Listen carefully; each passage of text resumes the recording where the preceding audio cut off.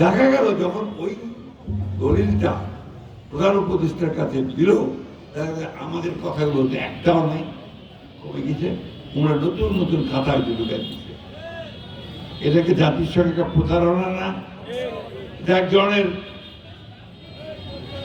অবিশ্বাস তৈরি করে না, অনাস্থা তৈরি করে না, সেটাই করেছে।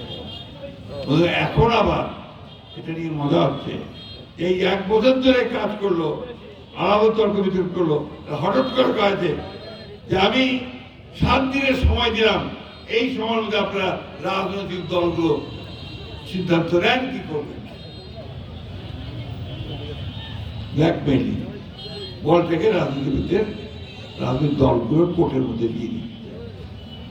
দায় তো আমার না, দায় আপনার সরকারের। আপনি দায়িত্ব নিয়েছেন যে আপনি এটাকে সঠিক করে দেবেন, যা যা প্রস্তাব আছে সেগুলো নিয়ে আসবেন, মানুষের সামনে প্রেস করবেন। কথা দিয়েছিলেন যে যেগুলো একমত হবে সেগুলো আমরা শুধু ধরবো, একমত হবে, যেগুলো হবে না সেগুলো আগামী পার্লামেন্টে যাবে। আমরা অবিলম্বে একটু সমস্যার সমাধান করে নির্বাচনের তফসিল ঘোষণা করেন, নির্বাচন তো দেন।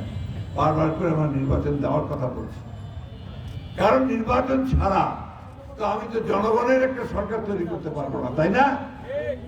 কি ভাই, আমার কথা বুঝতে পারছেন তো?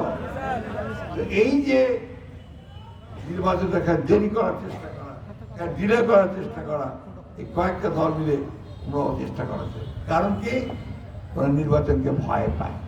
এই কথাটা আমরা কোট করতে পারি।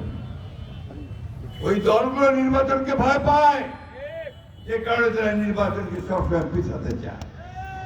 আমাদের কথা খুব পরিষ্কার, ভাই কি করবার করো, নির্বাচনটা ওই ফেব্রুয়ারি মাসের বাইরে আর 1 ইঞ্চি গেলে, 1 দিনও গেলে জনগণ তা মেনে নেবে না। পরিষ্কার কথা, নির্বাচন আমরা 26-এর ফেব্রুয়ারি মাসের মধ্যে চাই, অন্যথায় এই দেশের মানুষ সেটা মানবে না। বন্ধুগণ, আমি আর কথা বলা হয়, মোট কথাটা বুঝা যাচ্ছে, ঠিক মতো কইবা পাচ্ছি মই। আমি ভাই আপনাদের মানুষ, দীর্ঘকাল আপনার সঙ্গে আমাদের আপনাদের সঙ্গে আমার কাজ। আজকে আমার সামনে এখানে একজন ছেলে, হৃদয়, খুব সুন্দর কথা বলে, চমৎকার কথা বলেছে হৃদয়। আমাদেরকে হিন্দু সম্প্রদায়কে ট্যাগ লাগানো হয়, চিহ্নিত করা হয় যে আমরা খালি এই আওয়ামী লীগের রাজনীতি করে। ঠিক না। আমি এই এলাকা থেকে অনেক হিন্দু ভাইদের ভোট পাই। আমার এখানে 1,25,000 হিন্দু ভোট আছে, তাই না? এই কনস্টিটিউয়েন্সিতে তো ওই সেটা তুমি জিতু কেমন করে যদি হিন্দু ভোট না পাও? তো আমার সেই আস্থা আছে। এইবার আমার আস্থা আরো দৃঢ় হয়েছে। এইবার আমাদের হিন্দু ভাইরা তারা এই ধানের শীষে ভোট দেবে, এটা আমি দৃঢ়তার সঙ্গে বিশ্বাস করতে চাই। বন্ধু, গতকাল